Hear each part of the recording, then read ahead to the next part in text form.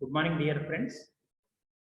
We are in Human Resource Management subject of BBA.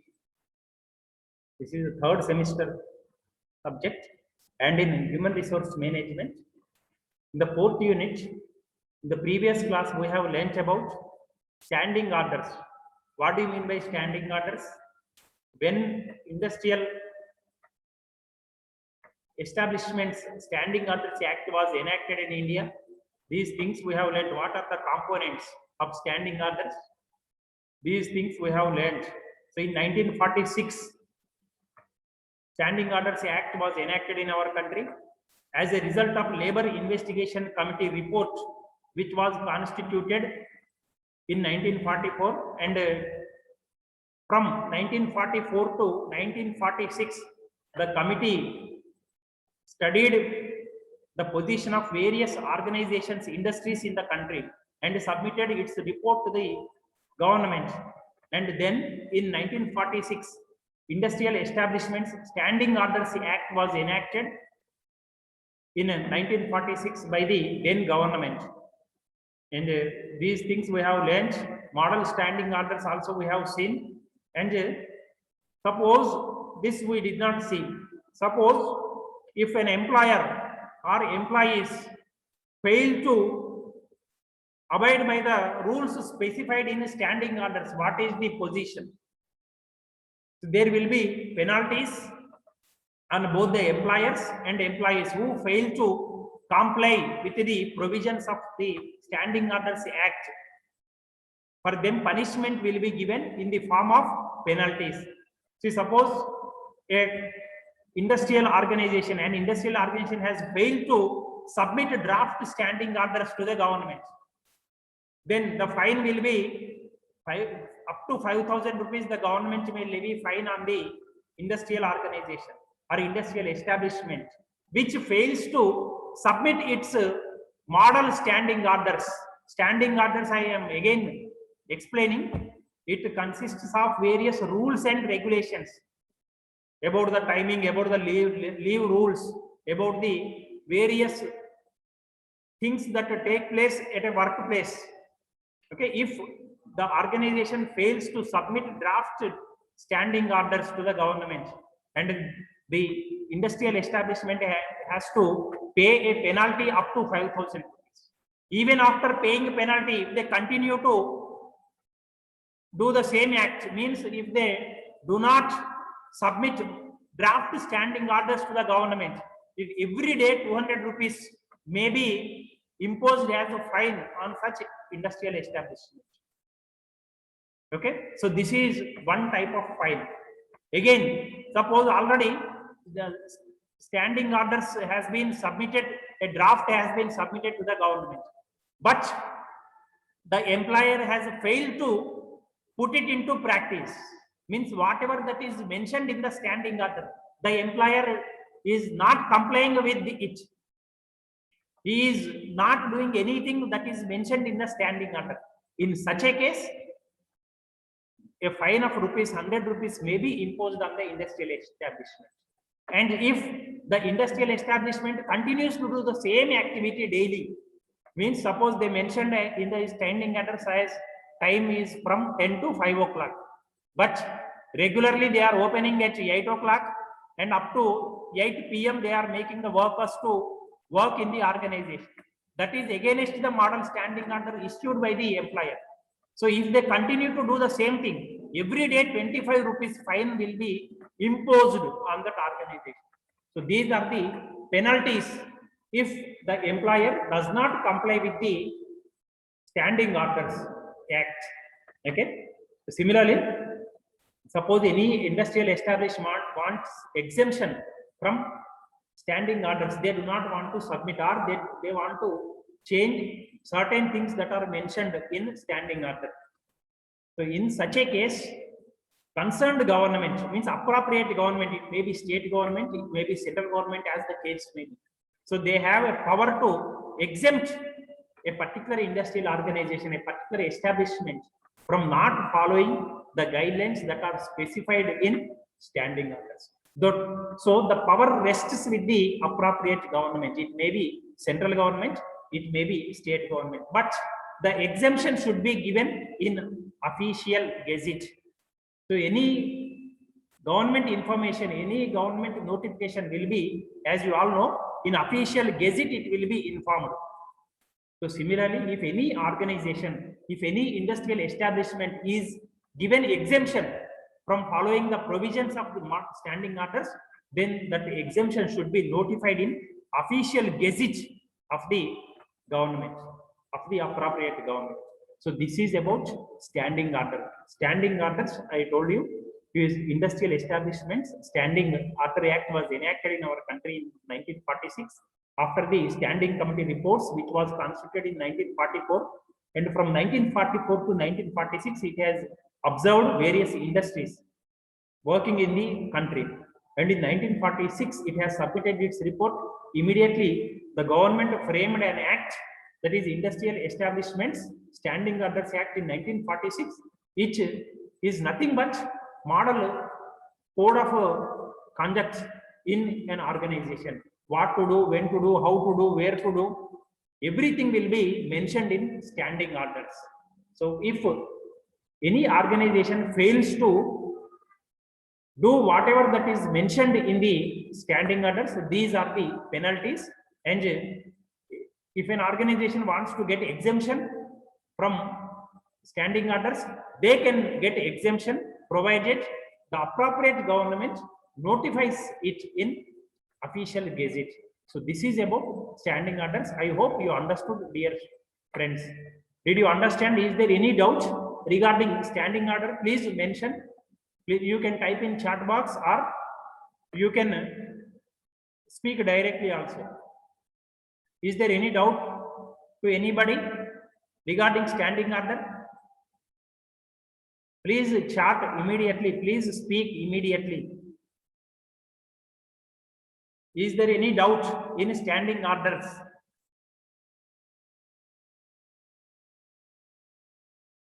Nothing, sir. Okay, okay. We will move to our next topic, that is collective bargaining. This is also very, very important topic in human resource management. What is collective bargaining? See, if you observe the word collective bargaining, it is a combination of two words. Okay, one is collective and the other one is bargaining. The collective means group action. The collection means a group, maybe two or may not, maybe more than two. When you go to any shop, what you will try to do? You will try to bargain, you will try to negotiate, you will try to discuss. Say, suppose in the morning you went to a vegetable shop. Say tomatoes kilo, they will say 20 rupees. Then what you will say? Give for 15 rupees. Like that you will bargain. Means you will negotiate, you will discuss with them. So in industrial organizations, in industrial establishments, there will always be a scope for negotiations. See, you leave aside your industrial organization. We will come to our college itself. See, suppose immediately announcement was made next week from Monday to Wednesday, internal examinations will be held. First internal examinations will be held. That is the announcement. Let us take for example, it is not serious.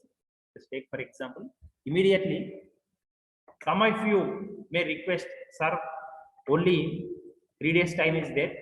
Instead of next week, you postpone it to another 10 days. Not immediate Monday, but next Monday. After the immediate Monday, you can conduct, no sir, you will try to bargain, you will try to negotiate. So whenever two persons happen to meet each other, there is a scope for bargain, especially if you are a seller and the other one is a purchaser. So if you are sitting on this side of a table and if another person is sitting on that side of a table, there is a scope for discussion. So whenever in industry, employers sit one side and employees sit on other side, there is a scope for bargaining. So they will, so in order to settle various issues, in order to settle various conflicts, they will try to negotiate, they will try to bargain, they will try to discuss and settle the issue.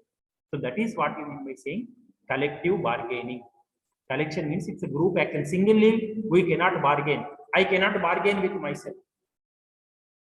Okay, so a collective bargaining is such activity in which both employers and employees sit together and sit together for negotiating certain issues. They will conduct negotiations on certain issues, certain things. That is what we mean by saying collective bargaining. Okay. So what are the various issues? What is the process of collective bargaining? About this we will learn in this class. Okay. So, but before we discuss about the process of collective bargaining, let us see the characteristic features of collective bargaining. It is a group action. Means group action means I already told you group means group implies at least two should be there in any group activity. Okay. So it is a group action. Whenever I mention a group means it is a collection of two or more than two people. Okay. So collective bargaining implies always a group action. One side management will sit, other side employees will sit to discuss about various issues. What are the various issues in this class we will learn? What are the issues in collective bargaining? What are the topics that can be discussed in collective bargaining? Okay, it is flexible and mobile. See, flexible means you already know. Flexible means there is bound to be a change. Okay, mobile means it will move from one place to another place. See, human beings are mobile, you know. Mobile means movability is there. See, suppose just now at the beginning of this topic, I mentioned an example. From next Monday onwards, first internal examinations will be held. That is online examinations I mentioned. I came with that proposal, but it is changeable. Flexible means changeable, modifiable. See, always when you are bargaining, there is always a scope for change in the decision that is already taken. That is not already taken. It will be taken after bargaining process is over. So I came with an open mind. I will collect your opinions and I will change my decision. So let us take, for example, coming Monday happens to be on 20th. So my decision is flexible and I am mobile. You are also mobile. You will come to college.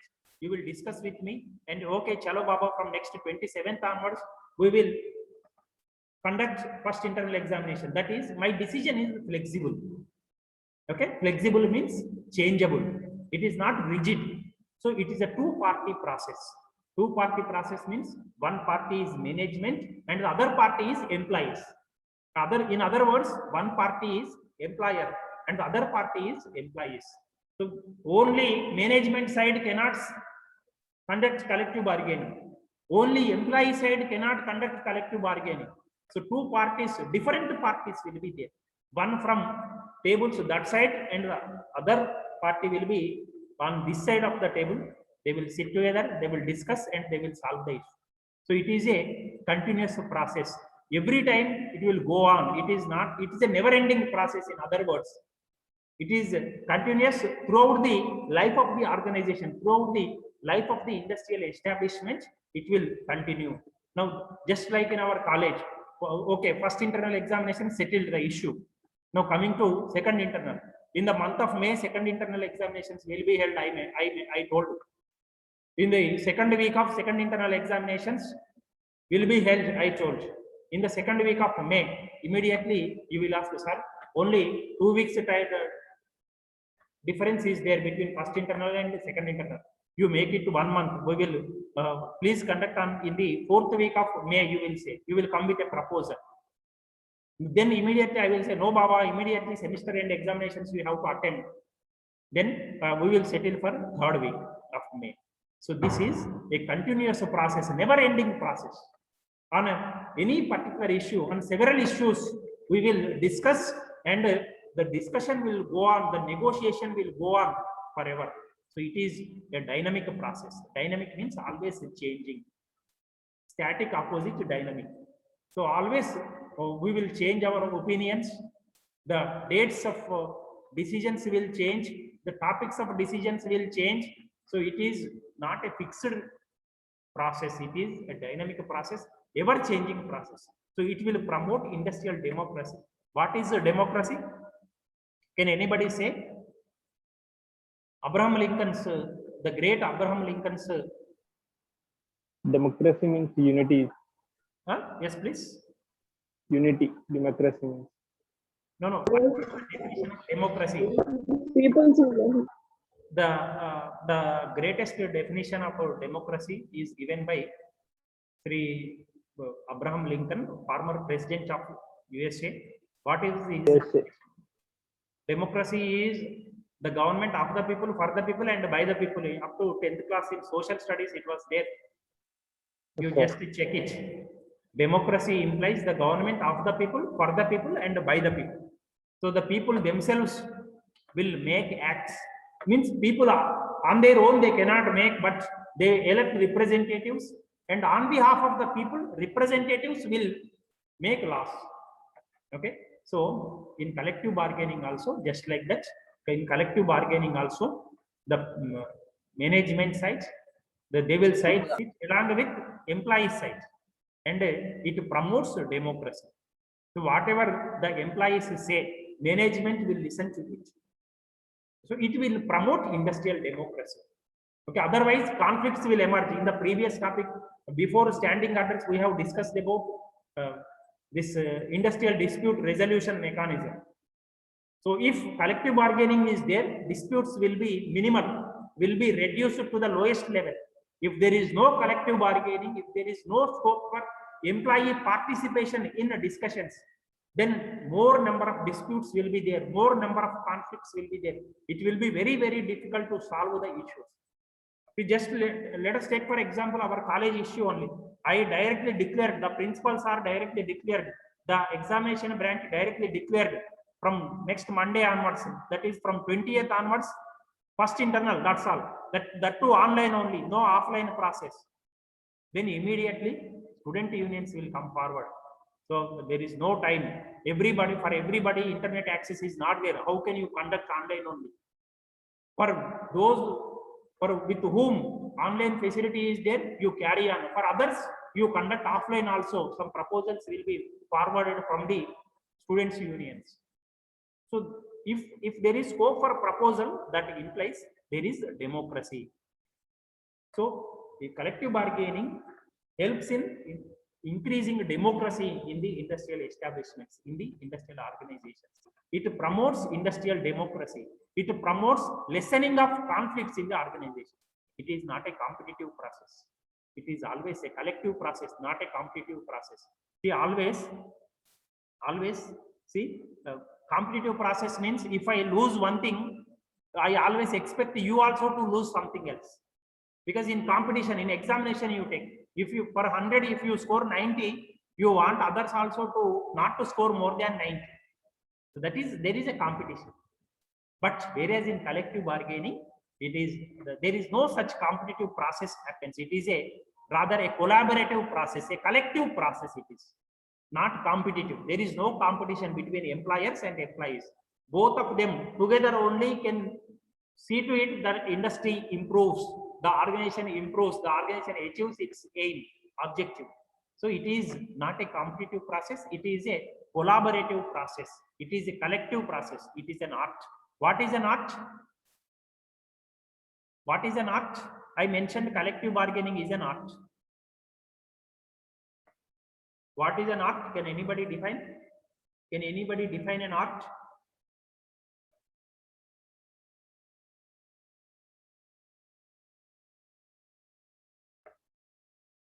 Can anybody define art? What is art?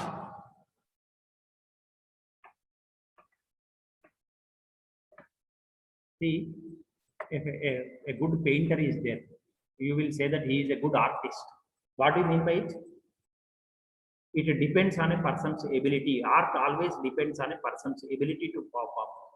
He is a good artist, you will say. And a brilliant actor is there, you will say he is a good actor. He has a great art in him. So art involves personal skill. Okay, you cannot transfer it to others. Okay, normally 90%, 99% art you cannot transfer. It is inborn. It comes naturally to individuals. Okay, you cannot transfer almost.